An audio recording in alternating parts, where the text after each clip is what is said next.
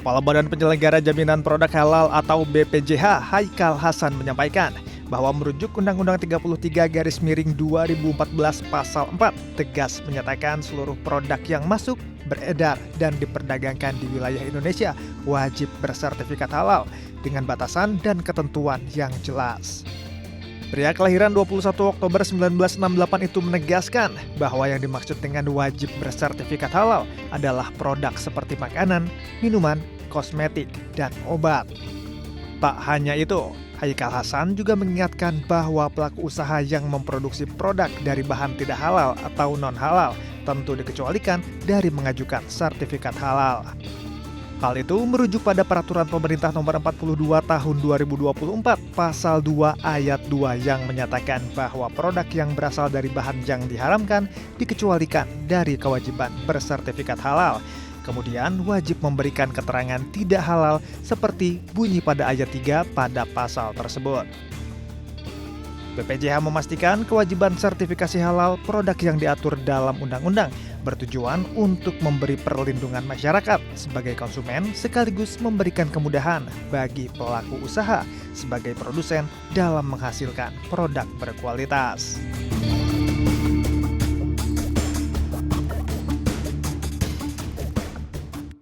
Ya, kembali lagi di One on One, masih bersama dengan Babe Haikal. Babe, tadi kita ngomongin soal sanksi ini. Sanksi. Oh, saksi. Emang ini peradilan ya? Pengadilan. Kalau banyak ke pengadilan saya. Soal sanksi.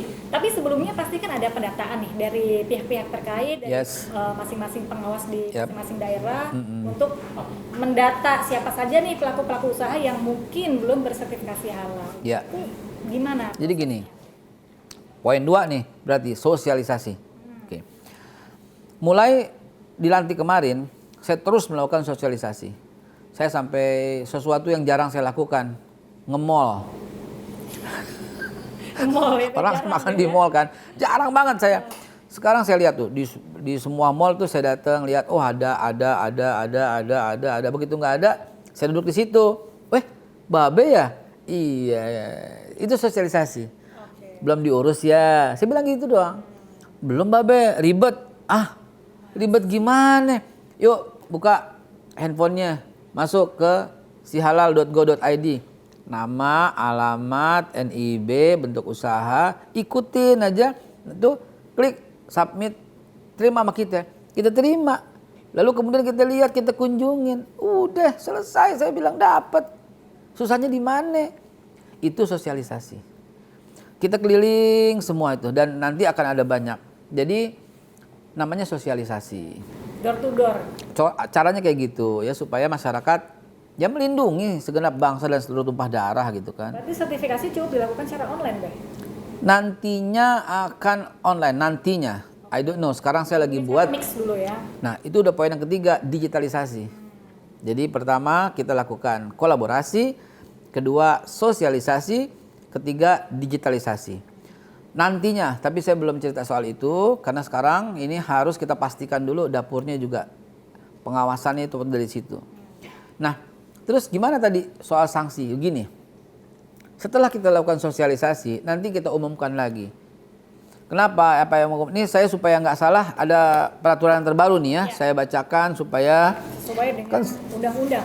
Gali kan suka melintir. Kata siapa? Beritanya. Kalau saya suka mie ayam, pangsit juga, nasi uduk juga. Saya bacain ya, pasal 170 ya. Pelanggaran terhadap penyelenggaraan JPH, itu jaminan produk halal, dikenakan sanksi administratif. Sanksi administratif sebagaimana dimaksud pada pasal 1 di ayat 1 di atas dikenakan terhadap pelaku usaha berupa peringatan tertulis.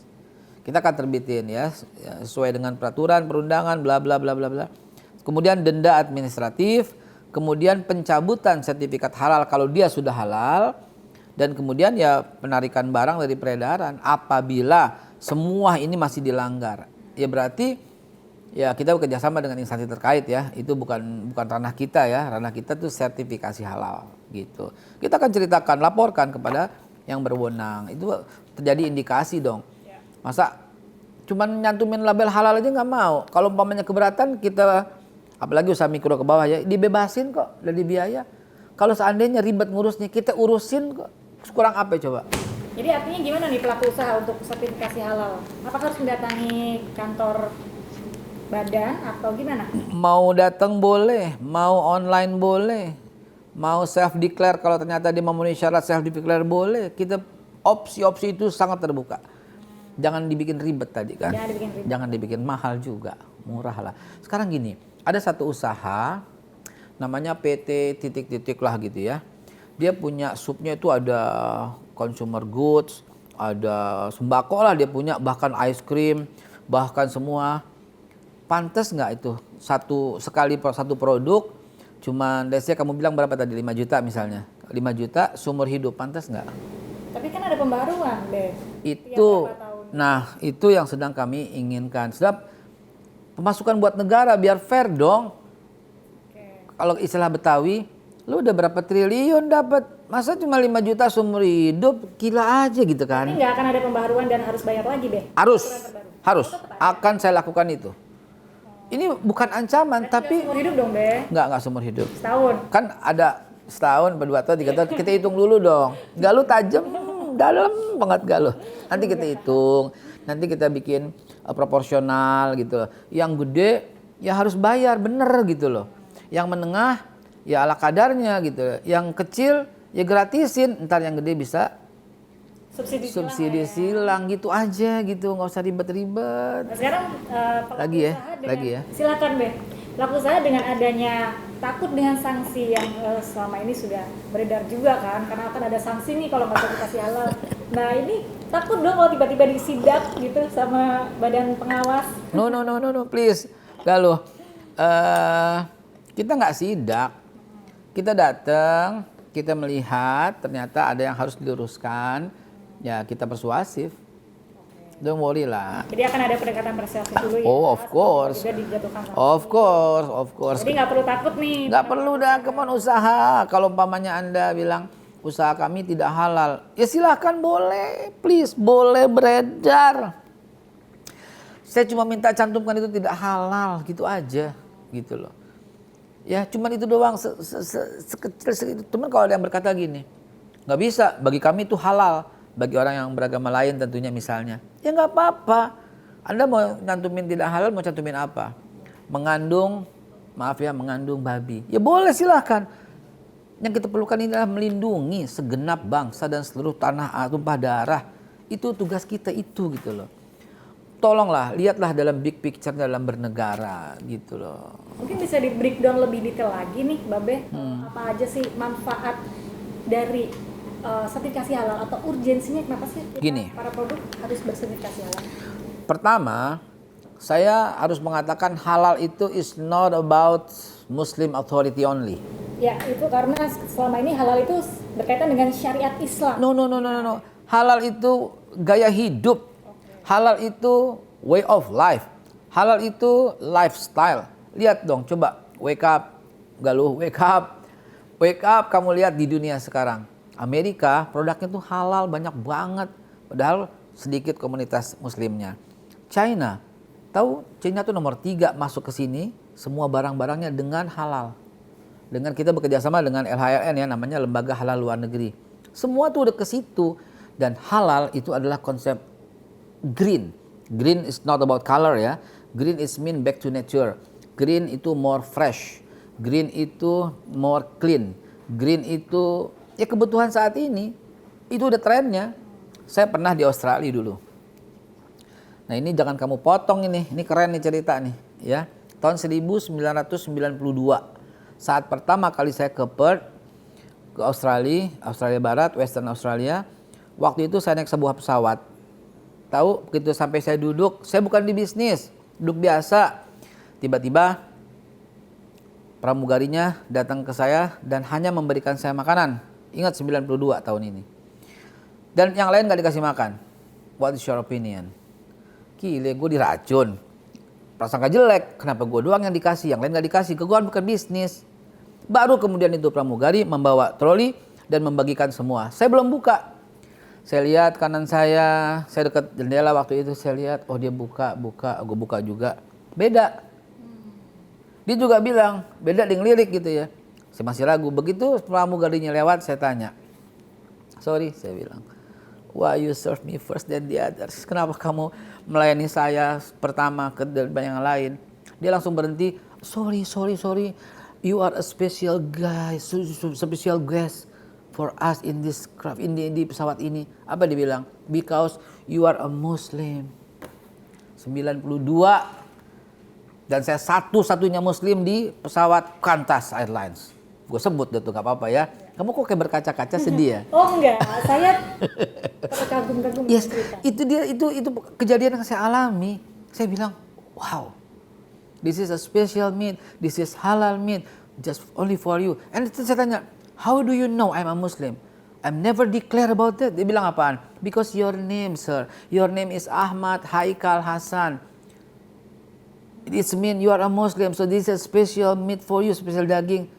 Aduh, gila, so sweet banget, meleleh saya makan dengan santainya. And I'm a special. Tahun 92. Dunia udah seperti itu gitu loh. Kenapa kita nggak seperti itu gitu loh? Menghargai, menghormati. Pelabelan halal itu juga menghargai, menghormati. 87% Muslim, 89, maybe 90% di sini gitu loh. Di New Zealand, itu ada halal meat. Come on, you're browsing dah. Antri. Yang beli itu Muslim, non-Muslim, para boleh belinya itu. Kenapa? Mahal. 2 kali lipat dengan yang tanpa sertifikat. Kenapa? Di sini penyembelihannya ketahuan. Pembagiannya kelihatan. Clean sekali. Yang namanya, maaf ya, isi perut, usus, apa segala macam itu dibuang. Yang namanya kepala, kaki disingkirkan. Hanya daging tok yang dipotong. Dia itu yang disebut. Penyembelihannya bagus, semua bagus, nggak ada darah. Kan darah kan nggak bisa dimakan ya. Disembelih, dihabisin darahnya, itu loh. Dan itu yang akan kita awasi. Saya buka nih undang-undangnya. Supaya masyarakat tuh terjamin. Oh iya, jasa yang meliputi itu penyembelihan. Berarti RPH. Pengolahan, penyimpanan, pengemasan, pendistribusian, penjualan, dan atau penyajian. Jadi halal itu everybody need halal kalau menurut saya sekarang. You need halal? Ya. I need halal too. Dari sisi kesehatan kan? Of course. Kan kalau ada kebersihan di situ kelihatan kesehatannya. Sorry ya. Banyak beredar di TikTok, di Facebook, Twitter, Instagram pembuatan sosis yang hewannya tuh digelontorin. Masih hidup. Langsung digiling keluar jadi sosis. Bagaimana nih bisa bilang ini produk yang bisa dimakan, yang sehat? Ya, coba lihat, ambil dari mikroskop, apa yang terjadi? Di situ ada isi perutnya, ada kotorannya, ada kepalanya, ada hidungnya, ada matanya. Gue breakdown itu. Jadi satu semua. Dalam halal tuh nggak boleh begitu. Hanya daging yang boleh begitu. Jadi itulah halal, sehat, bersih, more health, more fresh, more clean, dan keterbukaan. That's halal way. Yes, halal style. Yang dibicarakan adalah sesuatu yang bisa dimakan. Yes, sekarang bagaimana dengan kosmetik atau mungkin fashion yang terbuat dari bahan-bahan yang mungkin tidak halal? Step by step kali ya Galuh ya. Hari ini kita makan minuman dulu ya. Minuman dulu ya. Tapi ngomong-ngomong nih, kemarin dari kebijakan yang ini, sertifikasi halal juga menimbulkan kontroversi, ada protes dari PHRI. Oh iya. Hotel, Iya. mereka kan akan serve alkohol pasti. Yes, of course. Restoran juga bahan-bahan akan impor dan kita tahu apakah itu sertifikasi halal atau enggak. Jangan dijawab dulu ya, Be. Gue mau jawab lagi. Kita akan ketahui jawabannya setelah jeda yang satu ini. Tunggu sebentar. Kenapa? Kita mesti ke bawah. Kenapa ya? Karena saya mesti lihat pelayanan. Sebab banyak ya pelaku usaha yang datang yang sebab kalau kita di sini mulu saya nggak lihat pelayanan dong. Apalagi saya mesti berangkat. Berarti kita ke bawah ya, Be. Oke, dia bilang nih lihat. Apa yang slogan kita sekarang? Halal Indonesia untuk masyarakat dunia. Asik. Keren kan? Indonesia untuk masyarakat dunia. Langsung kita ke bawah. Of course. Pelayanan dan kita mulai. Yuk ke bawah dulu, ke bawah dulu.